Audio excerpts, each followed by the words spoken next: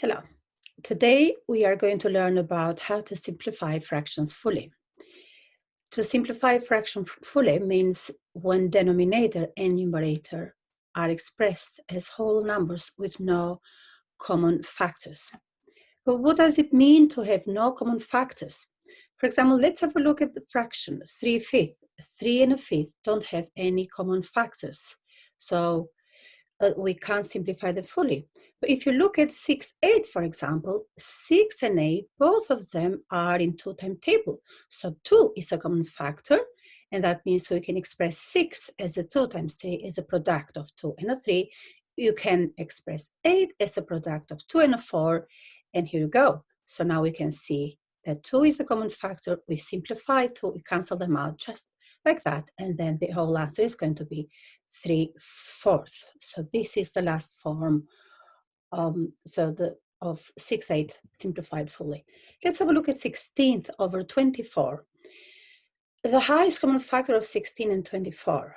So if you find the highest common factor straight away, then well done to you. So in this case, the highest common factor is 8. So what do? We express 16 as a product of 8 and 2, obviously. 8 times 2 is 16, and 24 as a product of 8 and 3. So 8 times 3, and then you cancel them out, just like that. So the answer is going to be 2/3. But what happens in case we don't find the highest common factor straight away, which is absolutely fine. So in this case, you have a look. If both numbers are even numbers, that means they are in two-time table. If you recognize straight away that both numbers are in three-time table, then express each of them as a product of a 3 and the other factor. Or if they are in four-time table, or 5 if they finish with a 5 in the end, or if they finish with zeros, they definitely are in 10 times table. So just look for these little clues and then keep dividing until you find the final answer. In this case, for example, if someone says, oh, 4 is the highest common factor, or 4 is a factor of 16 and 24, then this is what happens. So 16 over 24, we express each of them, so the numerator and denominator, as a product of 4, and so the next one, obviously, is going to be a 4, and 24 is going to be a product of a 4 and a 6. So 4 times 4 and 4 times 6, so simplify, cancel the 4s out. And then here we have 4 and a 6, and immediately we recognize that both of them are even numbers, both of them are in two-time table, and then so we can express each of them as a product of the 2 that we know now, and obviously it's 2 times 2 for 4, and 2 times 3 for 6, cancel the 2's out, and the answer is going to be 2/3. So as you see, we're going to have obviously the same answer as when you know the highest common factor. And here, if you don't know, so don't worry, don't panic. Next one, 105 over 165. Both numbers are a little bit more complicated, three-digit numbers. So both of them, now if you know the highest common factor, for both of them, well done to you. In this case, the highest common factor is 15. So highest common factor is 15. So express 105 as a product of 15.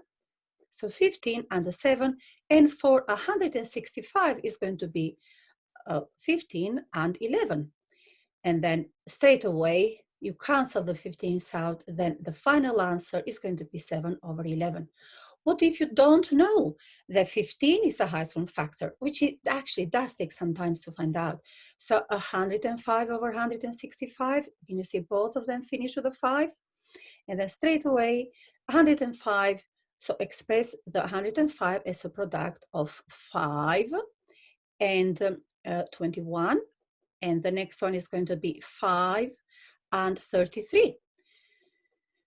Cancel the common factors out, and 21 and 33, you may recognize straight away that both of them are in 3 times table, so 21 can be expressed as a product of 3 and a 7, and 33 can be expressed as a product of 3 and 11.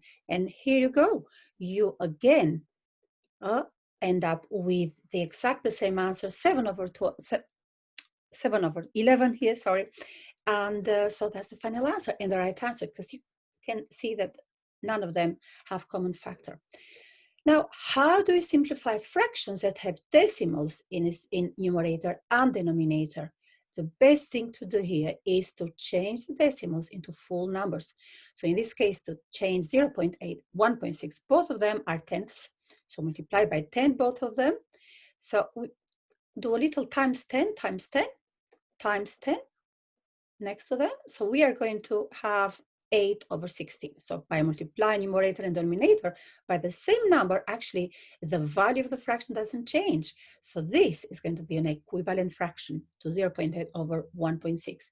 And 8 over 16, eventually we realize that the highest common factor for both of them is going to be 8. So 8 times 1 or over 8 times 2. And here is how we cancel them out. So the whole answer is going to be 1 over 2. Next one, 0.21 over 63.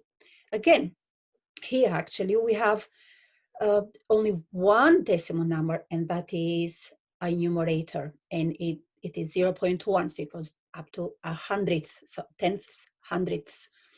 And so we have to get rid of the decimal number, we have to multiply by 100. So 0.21 multiplied by 100, which means we have to multiply the denominator by 100 to not change the value of the fraction, so to have an equivalent fraction. So do a little times by 100 on top here, times by 100 here for the denominator, just a tiny little one, okay? And then this is what I have, 21 over 6,300.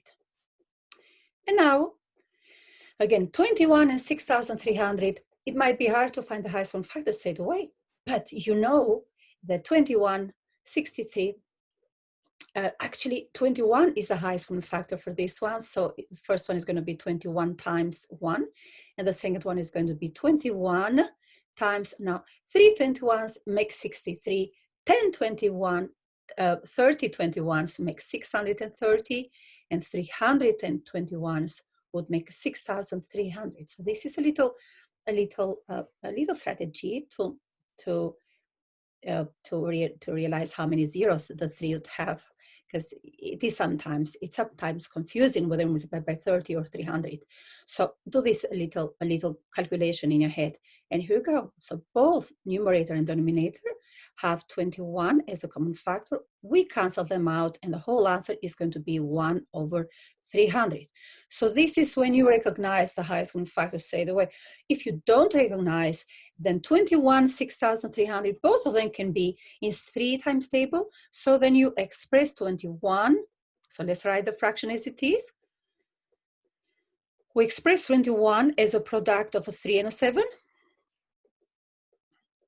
And here we express 6,300 as a product of 3 and 2,100. Cancel out, and again 621.